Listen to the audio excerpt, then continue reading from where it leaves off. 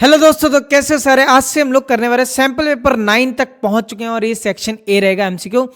ये मैंने previous year paper लिया है ताकि आपको एक बार कैसा दिखता है पेपर वो पता लग जाए, रियल टाइम फीलिंग आए। पहला क्वेश्चन एक बार आप रीड करो क्या दिया हुआ है, ठीक है। तो क्या बोला था, next fourth term of an AP, ठीक है। ये क्वेश्चन बड़ा इंपॉर्टेंट होता है, ये आता ही आता है। ये 5th चैप्टर अरिथमेटिक प्रोग्रेशन की पहली एक्सरसाइज में ऐसा क्वेश्चन है, ठीक है। तो बना कैसे ये, रूट 18 को क्या लिख सकते हो, 9 इंटू 2 लिख सकते हो। रूट 48 को क्या लिख सकते हो, 49 इंटू 2 लिख सकते हो। सॉरी, ये 25 आएगा यहाँ पे 25। तो ये हो जाएगा 25 इंटू 2। ये बेटा 25, ये 2 है यहाँ पे, ठीक है। तो ये 25 हो गया। यहाँ पे क्या लिख सकते हो, 49 इंटू 2। अब ये जो 9 है, 9 का रूट क्या हो जाता है 3, तो ये क्या हो जाएगा 3 रूट 2। इसका करोगे ये 25 है, 25 का क्या आ जाएगा 5 रूट 2। 49 का क्या आ जाएगा 7 रूट 2, ठीक है। तो अगला आंसर भी क्या आएगा, रूट 2 में आएगा, पहली बात। और ये 3 5 7, तो अगला क्या आएगा 9 रूट 2। अब ये कैसे बना होगा, ये रूट से बाहर कैसे निकला होगा, अंदर पेयर होंगे 9 इंटू 9 का, तभी निकला होगा, ठीक है। क्योंकि इसमें देखो 25 है, 5 का पेयर बन के तो बाहर एक 5 निकला। ये 9 का था, फिर 3 निकला। ये 49 था तो 7 7 था, तो ये 9 इंटू 9 रहा होगा और ये यहाँ पे 2 रहा होगा। मतलब रूट 9 9 जा 81 इंटू 2, तो ये कितना होगा बेटा 162। ऐसा कोई ऑप्शन है तो इसका आंसर क्या हो जाएगा, सी ऑप्शन। बेटा क्या ऑप्शन हो गया, सी ऑप्शन आपका आंसर। नेक्स्ट क्वेश्चन, ये क्वेश्चन भी अच्छे क्वेश्चंस में से होते हैं, आते हैं ये क्वेश्चन, मैं आपको सिखाता हूँ। आप 2 को इधर ले जाओ तो x की वैल्यू क्या, x 3 इंटू 2 क्या हो गया 6 हो गया, is equal to sine a हो गया। वैसे ही y को ले जाओ, नीचे ले जाओ इसको, y बाय 6, ठीक है। और ये साइन a, ये क्या है कॉस a। अब क्या कर दो, अब उसने क्या पूछा है x square plus Y square, मतलब स्क्वेयरिंग और एडिंग कर दो। स्क्वेयरिंग एंड एडिंग वाला ये क्वेश्चन होता है, स्क्वेयरिंग एंड एडिंग। तो ये एक्स का स्क्वायर, अगर इसका स्क्वायर करोगे एक्स का स्क्वायर हो जाएगा, 6 का स्क्वायर 36 हो जाएगा। इधर बेटा क्या करोगे, वाई का स्क्वायर हो जाएगा, 6 का स्क्वायर क्या हो जाएगा 36 हो जाएगा। फिर साइन का स्क्वायर हो जाएगा इधर, प्लस कॉस का स्क्वायर हो जाएगा, प्लस कॉस का स्क्वायर हो जाएगा। साइन का स्क्वायर है प्लस कॉस का स्क्वायर ए किसके बराबर होता है, 1 के बराबर। किसके बराबर, 1। तो X square 36 plus Y square 36 is equal to 1। तो X square plus Y square, ठीक है, ये क्या हो जाए 36 इन इधर 1, तो ये क्या होगा X square plus Y square, cross multiply करोगे तो ये कितना होगा 36 हो गया, ठीक है। X square plus Y square is equal to 36। ऐसा किस ऑप्शन में है, ए ऑप्शन में है। बेटा कौन से ऑप्शन में है, ए ऑप्शन में है, ठीक है। Third question, 4 secant theta minus 5 is equal to 0। 4 secant theta, ये माइनस का था, उधर जाके क्या हो गया प्लस का। तो सीकेंड थीटा की वैल्यू क्या आ गई 5/4। 5/4 हमें क्या निकालना है, कॉट। एक हमारे पास फॉर्मूला होता है सीकेंट स्क्वायर, या तो एक और तरीका है। सीकेंट क्या होता है, कॉस होता है, b/h होता है, तो ये क्या हो गया h/b हो गया, ठीक है। हाइपोटेन्यूस हो गया, ये बेस हो गया। आपको पता है ये एक ट्रिपलेट बन रहा है, h square is equal to b square plus p square. या ऐसे कर लो, या secant square minus tan square लेके उसका ऑपोजिट लगा देना, वो भी चल जाएगा काम। 3 4 5, जब ये परपेंडिकुलर निकालोगे तो इसका 3 आएगा आंसर। कितना आएगा ये तो आपको पता होना चाहिए ना, नहीं पता कोई बात नहीं। 5 का स्क्वायर हो जाएगा, बी का स्क्वायर 4 का स्क्वायर, पी निकालना है। ये 25, ये 16, 4 का 16 हो जाएगा, पी का स्क्वायर का रूट, तो पी रूट 9। रूट 9 किसका होता है 3 का, तो पी की वैल्यू क्या आ गई 3 है। तो कॉट क्या होता है, बेस बाय परपेंडिकुलर होता है। बेस की वैल्यू क्या है आपके पास, बेस की वैल्यू 4 है, ठीक है जी। परपेंडिकुलर की वैल्यू क्या है 3 है। ऐसा ऑप्शन कहाँ पे है, वही आपका आंसर होगा, ठीक है। तो इसका आंसर क्या है, ये डी में है 4/3। Clear. Which of the following straight line will be represented by the system of equation. अब देखते हैं A1/A2। A1 क्या है, ये रहा 3/A2 क्या है 6 और यहाँ पे क्या है 4, ठीक है, ये क्या है 4, तो इसका क्या है 8, ठीक है, इसका क्या है 5, इसका क्या है 7, ठीक है। अब हमारे पहले दो तो इक्वल आ गए, अगले है इक्वल नहीं है, तो ऐसा किस सोल्यूशन में होता है? नो सोल्यूशन में होता है। किस में होता है बेटा? No solution. और नो सोल्यूशन का ग्राफ क्या होता है? Parallel line. क्या होता है बेटा? Parallel line. इसका ग्राफ कैसा होता है? पैरेलल लाइन की तरह दिखता है, ठीक है। नो सोल्यूशन का ग्राफ क्या होता है? Parallel line. तो फोर्थ का क्या आ गया? देखो जो ये क्वेश्चन होते हैं ना, आधे सीधे ही क्वेश्चन होंगे, एकदम सीधे, जो कॉन्सेप्ट बेस्ड, अगली एप्लीकेशन बेस्ड होते हैं। बस दो ही तरह के तो क्वेश्चन होते हैं इसमें। अब इसमें पूछ रहा है रेशो निकालना है। किसका? सम ऑफ जीरो और प्रोडक्ट ऑफ जीरो का। सम ऑफ जीरो का फॉर्मूला आपको पता होना चाहिए, -b/a। प्रोडक्ट ऑफ जीरो का क्या होता है? c/a। तो a के साथ a कैंसिल हो गया, तो जो आएगा रेशियो -b/c, यही आएगा। तो a ये क्या होता है? ये b हो गया, क्योंकि फॉर्मूला क्या होता है आपके पास? ax² + bx + c, यही होता है। x के साथ वाला यहाँ पे क्या है? -6, तो b की वैल्यू क्या आ गई? -6। c की वैल्यू 21, c की वैल्यू क्या है? 21, ठीक है। तो b की जगह पे माइनस का, एक माइनस इसका, एक माइनस इसका, तो ये क्या होगा? 6। c की जगह पे 21। अब कटिंग कर दो, 3 2 6, 3 7 पे 21, तो 2/7 कहाँ पे? वही ऑप्शन होगा। देखो कैसे कैसे ऑप्शन डाल दे, 2 7 7 2 भी, बच्चा एक बार तो हो ही जाए कंफ्यूज। बहुत ध्यान से करना पड़ता है बेटा, ठीक है। कई बार क्या होता है ऐसे क्वेश्चन में, यही 2:7, 7:2, हमारी फीलिंग में आंसर गलत हो जाएगा, क्योंकि सबकी तो एक फीलिंग होती है ना क्वेश्चंस को लेके। तो फिफ्थ का आंसर क्या आ गया? b 2:7, ठीक है। तो अगला क्वेश्चन देखो फिर, ये हैंड,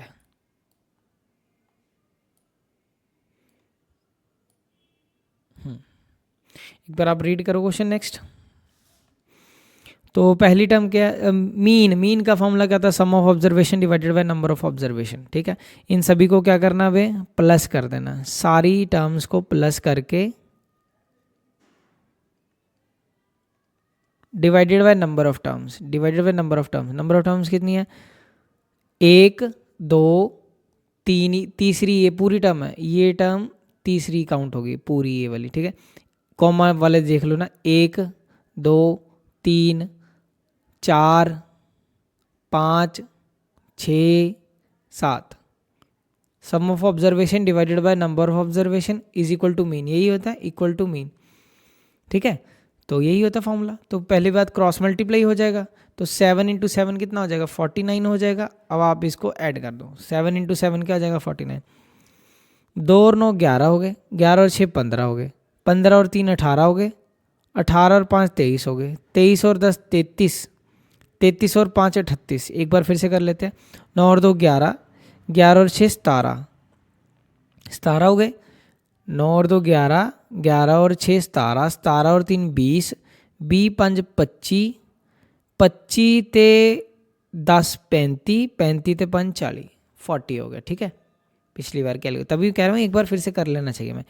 अब x 2x 3x, और तो नहीं कुछ है? नहीं है। अब ये प्लस हो रहा था, उधर जा क्या हो जाएगा? माइनस हो जाएगा। तो 49 - 40 कितना हो जाएगा? 9 हो जाएगा। तो ये x की वैल्यू क्या आ जाएगी? 3 आ जाएगी। x की वैल्यू क्या आ जाएगी बेटा? 3 आ जाएगी। तो 3 कहाँ पे है? 3 यहाँ पे है। तो 6th का क्या आ गया आंसर? D। क्लियर। 7th का, 1 ticket is drawn at random from a bag containing tickets numbered from 1 to 40। कितने से कितने नंबर हैं? 1 से लेके 40 तक नंबर हैं। हमें उसकी प्रोबेबिलिटी ना है मल्टीपल ऑफ 7, 7 के मल्टीपल, 7 एकम 7 हो गया, 7 दूनी 14, 7 3 21, 7 चौके 28, 7 पंजे 35। अगला नंबर तो बड़ा हो जाएगा ना, फिर 42 हो जाएगा। हमें 40 तक तो रखना है, तो 5 हो गया। 1 2 3 4 5 अपॉन नीचे टोटल नंबर कितने हैं? 40। तो ये कितना हो गया? 1/8। 1/8 देख लो कहाँ पे है ऑप्शन, वही आंसर होगा। तो 1/8 बी ऑप्शन में है। तो 7th का क्या हो गया? बी ऑप्शन, ठीक है। 8th question, the perimeter of A sector निकालना है। अब देखो पेरीमीटर किसका निकालना है? सेक्टर का। सेक्टर कैसा दिखता है? ऐसा, ठीक है। पेरीमीटर मतलब बाउंड्रीज का प्लस, ये कितना है 21 है, इधर कितना है ये भी क्या है 21 है, और ये क्या बन गया एक लेंथ ऑफ आर्क बन गया। तो पेरीमीटर मतलब बाउंड्रीज को जोड़ना, 21 plus 21 plus length of arc, सब टेंडेन एंगल 60 डिग्री, यहाँ पे कितना है ये। तो फॉर्मूला लेंथ ऑफ आर्क का क्या होता है, लेंथ ऑफ 21 और 21 क्या हो गया 42 हो गया, पहली बात 42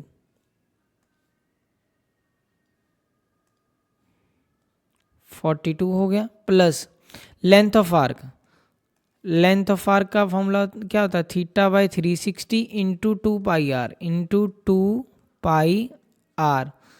42 प्लस थीटा की वैल्यू क्या है हमारे पास 8 है, 60/360 मल्टीप्लाई बाई 2, आर की वैल्यू क्या 21, तो मैं ये ऐसे लिख लेता हूँ 21।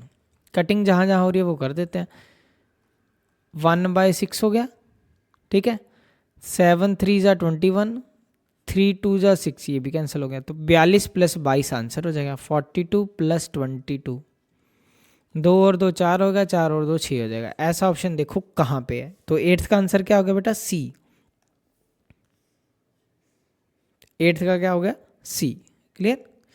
इसको चेंज करके क्या पूछ सकता है, पेरीमीटर ऑफ सेक्टर की जगह वर्ड आ जाता है प्रोटेक्टर आ जाता है, तो ये सेम क्वेश्चन ही बन जाता है।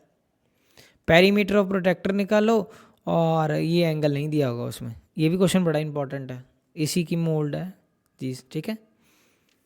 ऐसे भी निकल जाएगा उसमें, फिर 180 लेके भी कर सकते हो, या तो 2 पाई आर लगा दो, ठीक है। तो अब लेंथ ऑफ आर्क का formula, length of arc with radius 12 centimetre is it, length of arc दी हुई है, कितनी दी है 10 पाई, बंदे ने 2 क्वेश्चन एक से ही डाल दिया, ठीक है। लेंथ ऑफ आर्क कितनी दी है, रेडियस कितना, ये हमें क्या मानना सेंटर एंगल निकालना। लेंथ ऑफ आर्क का फॉर्मूला क्या होता है मेरे पास, theta by 360 into 2 pi r, यही होता है 2 पाई आर, यही होता है 10 पाई। पहली बात पाई से पाई कैंसिल हो गया, ठीक है। थीटा का वैल्यू फाइंड करना 360, ये भी कटिंग कर दी देते हैं, ये 180 हो जाएगा, ठीक। तो ये क्या होगा आपके पास 180 हो गया। आर की वैल्यू कितनी है 12 है, ये क्या है 10 है, ठीक है। तो ये कितना हो जाएगा 12 का टेबल, 12 एकम 12 हो जाएगा 60, 12 पंजे 60, तो थीटा कितना हो गया 150 हो गया, इधर क्रॉस मल्टीप्लाई होके 150। ऐसा देखो ऑप्शन कहाँ पे है, ठीक है। 9th का क्या होगा डी 150, तो ये हो गया आपका answer. The greatest number which divide 281 and leaves remainder this, बेटा इसका मतलब बंदा क्या HCF निकालना है, कैसे पता लगा मुझे, ग्रेटेस्ट नंबर विच डिवाइड, किसको डिवाइड करना है 281 को, 281 को डिवाइड करना है और 1249 को डिवाइड करना है, ठीक है। पहली बात तो यहाँ पे नंबर वो आएगा, तो यहाँ पे नंबर जो ये दिए गए नंबर से छोटा होगा, जब भी मुझे ऐसा इंडिकेशन मिले छोटा होगा तो ये HCF का केस है, पहली बात। और जो रिमाइंडर दिए हुए हैं ये 5 है, जो ये रिमाइंडर 5 कैसे बचेगा, जब इसमें से इसको माइनस कर दो तो ये डिविजिबल हो जाएगा। तो 281 को में से जब 5 माइनस करोगे तो HCF किसका निकालना है 276 का निकालना है, और दूसरा नंबर 1249 है, 1249 में से क्या माइनस हो जाएगा 7, तो ये क्या बच जाएगा 1242। इसका मुझे क्या निकालना है बेटा HCF निकालना है। तो पहली बात दिए गए नंबर से छोटा होगा या उसके बराबर होता है, तो ऐसे सीधा सीधा तो मिला नहीं मुझे, ठीक है। जो दिए गए नंबर से वो हमेशा डिवाइड होता है, पहली बात, ठीक है। तो ये क्या 3 के टेबल में डिविजिबल है, 7 और 6 13, 13 और 2 15, मैंने डिविजिबिलिटी रूल लगा दिया। 2 और 1 सम ऑफ डिजिट्स का सम अगर 3 से डिविजिबल हो, 2 3 3 4 7 7 2 9, मतलब ये 23 नहीं हो सकता आंसर, ये कंफर्म हो गया मुझे। 8 3 11 1 12 ये हो सकता, 9 6 15 ये भी हो सकता, 7 6 13 2 15, मतलब एटलीस्ट मेरा 25% चांस तो होगा कि मैं गलती नहीं करूँगा। चलो फिर आगे चलते हैं। HCF का मतलब ये सभी से डिवाइड होने वाला होना चाहिए, ठीक है। अब ये 276 है, क्या ये 276 तो 276 पे चला जाता है, 276 पे क्या 1242 डिवाइड होता है, ये भी देखते हैं, ठीक है। 276 क्या इसके टेबल पे डिवाइड होता है, ये पीछे 2 है, तो अप्रॉक्सीमेटली अगर 4 5 पे करें, 5 6 30 हो जाएगा, 5 7 35 और 3 38, 5 दूनी 10 और 3 13, 1380। अगर 4 पे करोगे, 4 6 पे 24 हो, 4 7 28, 2 30 हो जाएगा, 4 दूनी 12 और 3 4 6 24, 4 7 28, 2 30, 4 दूनी 8, 8 3 11, 1104। नहीं बन रहा, ये नहीं बन रहा। बचे ये दो, इनमें से कोई एक आपका आंसर है। क्लियर? तो देखो, या तो पूरा नहीं तो सॉल्व करना पड़ेगा। मैं ये नहीं कह रहा कि सॉल्व करके नहीं निकलेगा, पर क्या पता अगली बार जो क्वेश्चन आए वो बहुत जल्दी मिल जाए हमारी ट्रिक के साथ। ये तो पता कि HCF 276 और 1242 का निकालना है। क्लियर? अब ये देखो, अब अगली बात, ये 276 है और ये 131242 है। तो जो हमारा आंसर होगा, ये क्या नीचे पीछे क्या दिया है 9, हमारा जो आंसर है वो 2 से भी डिवाइड होगा, क्योंकि यहाँ पे देखो ये क्या है 6 है, लास्ट डिजिट 2 है। ठीक है, तो 3 से तो डिवाइड होगा, वो 2 से भी डिवाइड होगा। तो ये भी नहीं हो सकता, क्योंकि ये 69 है, 9 तो 2 से डिवाइड नहीं होता। ऑटोमेटिकली आंसर आपके सामने, जैसे बरसात में डड्डू बाहर आ जाता है, तो वैसे ही आपके सामने आंसर 10th का C हो गया। आप कमेंट सेक्शन में ज़रूर लिखें और इस क्वेश्चन को आप खुद सॉल्व करें और देखें इसका आंसर क्या आ रहा है। 138 ही आएगा। क्या आएगा बेटा? 138। ठीक है, समझ गए? 2 18 2 12 13, हाँ, इसका आंसर जब आप सॉल्व करोगे तो 138 आएगा। क्लियर? आप करके देखना और कमेंट सेक्शन में लिखना। The number of terms in an AP 3 6 9 12 11 number of terms. मैं तो बच्चों को सीधा ही सिखाता हूँ, पहले और लास्ट को माइनस करो, अपॉन डिफरेंस से डिवाइड करो, एक जोड़ दो। बात वही हुई है, an का ही फॉर्मूला लगाया, चेक कर लेना आप। ये a हो गया, डिफरेंस कितने का होगा? 3 3 का जोड़ जोड़ के होगा, चेक कर लो। an का फॉर्मूला क्या था? a + n - 1 × d। अब उसको फॉर्म में नहीं लिखा मैंने, बस an की वैल्यू क्या है? 111, a की वैल्यू क्या है? 3, n - 1, d की वैल्यू क्या है? 3 का फर्क। तो 111 में से 3 माइनस हुआ, ये इधर था, इज इक्वल टू n - 1 हुआ इंटू 3। ये मल्टीप्लाई नीचे क्या हो जाएगा? डिवाइड हो जाएगा, इक्वल टू n - 1 हो जाएगा। अब ये चीज़ इधर आ जाएगा, 111 - 3 + 1 इज इक्वल टू n। और ये अगर आप अपनी स्पीड बढ़ाना चाहते हो तो ये स्टेप पहले लिख दो। ये पहला और लास्ट, पहला लास्ट में से पहले को माइनस करो, डिफरेंस से डिवाइड करो, एक जोड़ दो। ये कितना हो जाएगा? 108 हो जाएगा बाई 3। वही तो हुआ, यही सेम चीज़ हुआ ना। तो ये क्या हो जाएगा? 3 3 9 हो जाएगा, 3 6 18 36 और 1 37 आंसर हो जाएगा। 11th का क्या हो जाएगा? आंसर C हो जाएगा बेटा, 37। अब 12th, find the length of the chord. Length of the chord, ये लेंथ निकालनी है, तो ये तो सिंपल सा ही है। ये 10 है तो ये भी 10 है। ठीक है, आप जैसे मर्जी निकाल सकते हो। एक ट्रिपलेट भी होता है, अगर ये 1 लेंथ है, ये 1 लेंथ है, तो ये √2 होती है। तो यहाँ पे आपके पास क्या है? 1 की जगह क्या है? 10 है, तो ये मल्टीप्लाई 10 हुआ। तो इधर भी क्या हुआ? 10 से मल्टीप्लाई हुआ, तो ये भी क्या जगह? 10 से मल्टीप्लाई। तो 10 √2 आंसर हो जाएगा। 10 √2 कहाँ पे? यहाँ पे। अगर ऐसे नहीं करना फिर दूसरा तरीका लाओ, ये हाइपोटेन्यूस होगा, ये बेस हो गया, ये परपेंडिकुलर हो गया, आंसर तो वही आएगा। h² = b² + p का स्क्वायर। 10 का स्क्वायर प्लस 10 का square is equal to h का स्क्वायर। 10 का स्क्वायर क्या होगा? 100 + 100, ये कितना होगा बेटा? 200। तो 200 h की रूट 200, 200 का रूट √2 × 100, 100 का क्या आ जाएगा? 10। तो ये क्या होगा? 10 √2। तो 10 √2 कहाँ है? यहाँ पे है। Clear? Next question, the LCM of 3 number 28 44 और 1। एलसीएम का मतलब भी वही है, ये 44 है, मतलब वो जो आंसर होगा ना वो 11 से जरूर डिवाइड होगा, क्योंकि 11 4 44 होता है। तो ये देख लो, इनमें से 2 और 1 3, और 11 का डिविजिबिलिटी रूल भी आता ही होगा आपको। ऐसे कोई नहीं है कि मैं इसको नहीं निकाल सकता, पर ऑप्शन दिए तो मैं ऑप्शन से ही निकालूंगा। 2 और 1 3, 3 - 3, ये हो सकता है, क्योंकि odd places minus even places का डिफरेंस होता है ना। ठीक है, 11 का डिविजन जैसे 1 3 1 है, ठीक है, सॉरी 1 2 1 है, कैसे पता लगा ये 11 से डिवाइड होगा?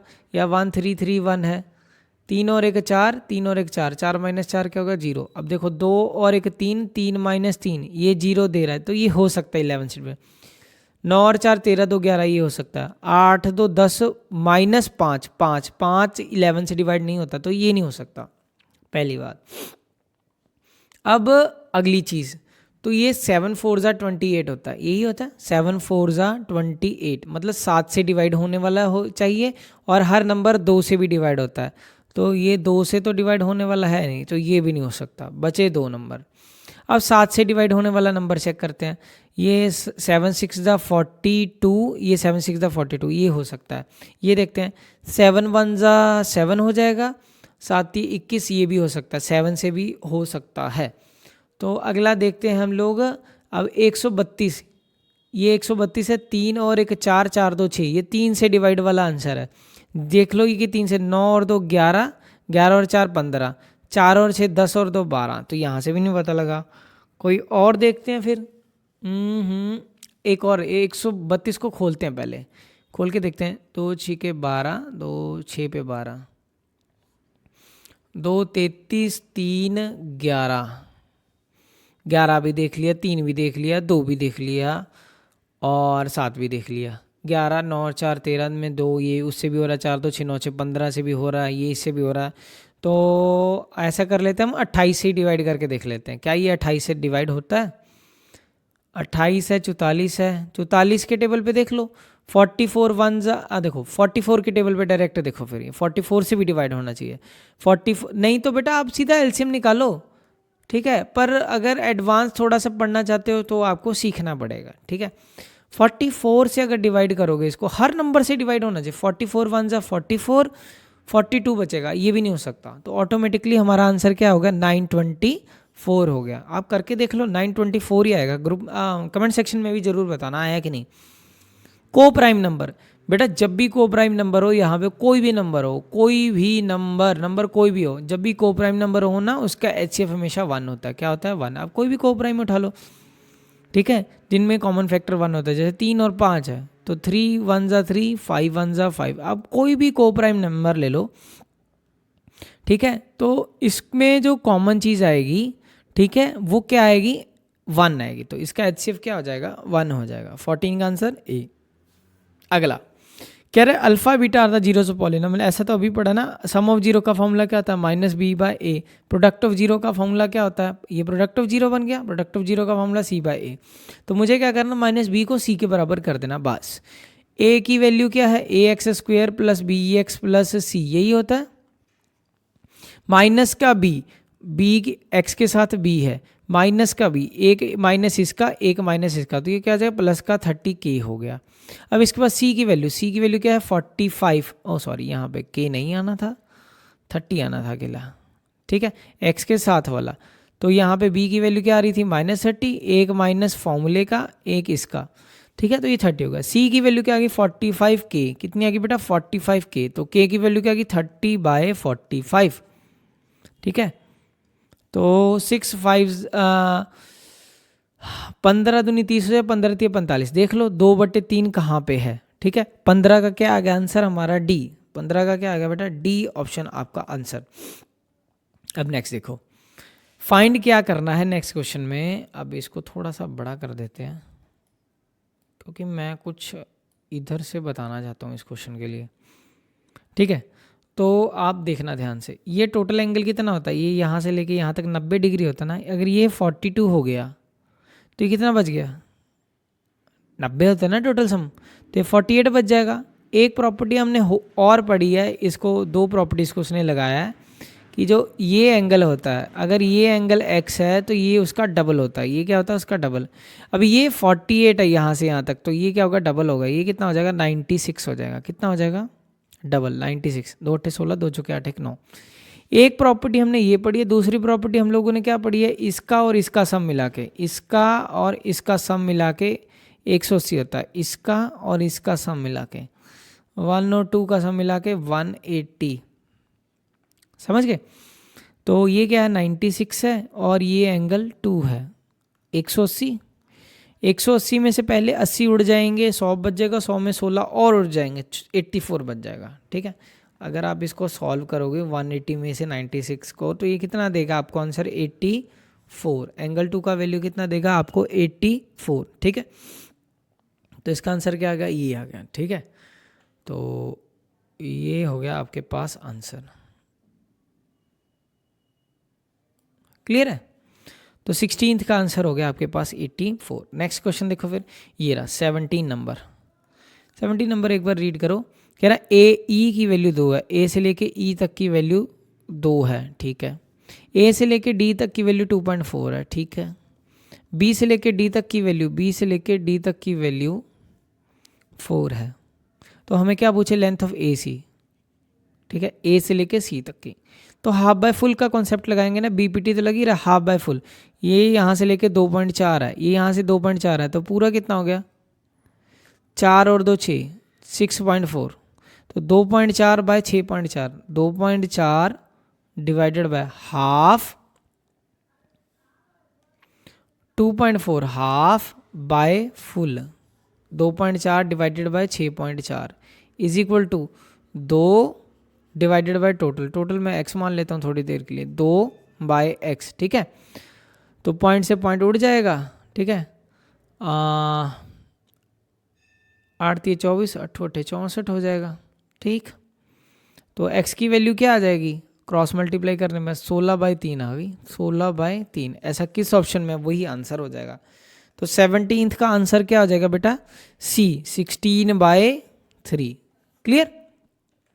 18 ये पढ़ो एक बार। If a vertical pole of एक पोल है जिसकी लेंथ 7.5 मीटर है, शैडो कितनी है, 5 मीटर लंबी। शैडो कितनी है इसकी, 5 मीटर लंबी। ठीक है, ये हो गया। On the ground at the same time, उसी सेम टाइम पे। तो ये मान लिया जाता है कि सन की रेज दोनों पे सेम एंगल पे ही पड़ रही हैं, तो ये दोनों एंगल्स, ये इसके इक्वल हो जाएगा, ये इसके इक्वल हो जाएगा। ठीक है, और ये 24 मीटर है, तो मतलब ये दोनों ट्रायंगल क्या हो जाएंगे, सिमिलर हो जाएंगे। तो in the height of tower, इसकी हाइट निकालनी है, h मान लिया।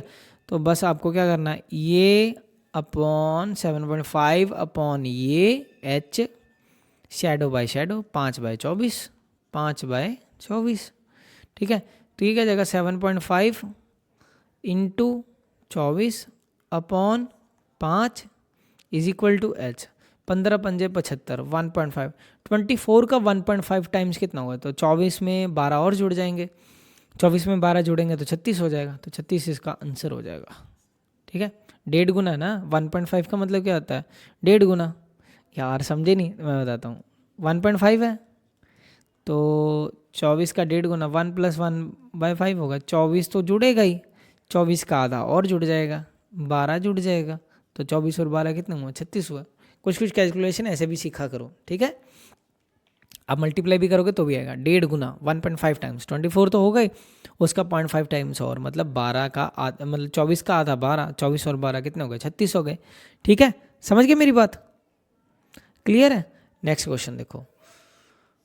अब ये ABCD एक यार ये तो याद रखो कि अगर ABCD एक ट्रेपीजियम है, ठीक है, और वो कह रहा है कि अगर ये ऐसे लाइन है, तो ये जो लाइन है ना, ये हमने प्रूफ किया हुआ है कि अगर बीच में अगर लाइन लगा दोगे तो ये लाइन, अगर ये लाइन के पैरेलल है तो ऑटोमेटिकली ये अपॉन ये, ठीक है, तो ये हो जाएगा ई, इसे ई पॉइंट है AD पे, ई पॉइंट है AD पे, F पॉइंट है BC पे, F पॉइंट है BC पे। ठीक है, तो DE ओवर AE या AE ओवर ED, जैसे मर्जी बना लो, मतलब ये रेशो अपॉन ये रेशो इज इक्वल टू ये रेशो अपॉन ये ratio. DE over AE equal to क्या होगा, CF over FB, CF over FB, CF over FB, DE over AE। ठीक है, तो अगर दोनों तरफ अगर रेसिप्रोकल करोगे तो क्या हो जाएगा, AE बाय DE हो जाएगा, और ये BF बाय BC हो जाएगा, FC हो जाएगा। तो ऐसे कुछ दिख रहा है,